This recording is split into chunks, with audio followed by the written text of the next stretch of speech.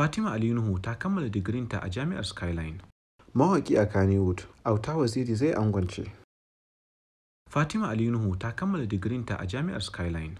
Babbar 'yar shugaban hukumar shirya fina-finai ta Najeriya, NFC, Dr. Ali Nuhu ta kammala digirinta a Jami'ar Skyline da ke Kano.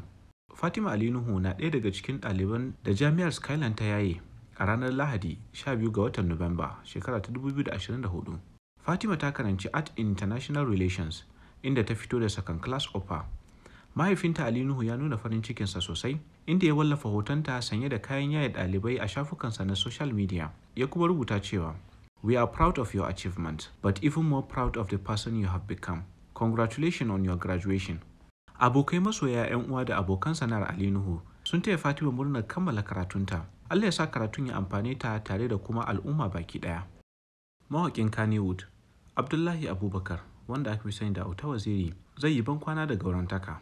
Za a ɗaura auren Auta Waziri ne da abar ƙaunarsa Halima Mustapha ranar Juma'a 6 ga watan Disamba, shekara ta 2022 da misalin karfe 1 na rana a masallacin Juma'a na SMC, unguwar Dosa, Kaduna.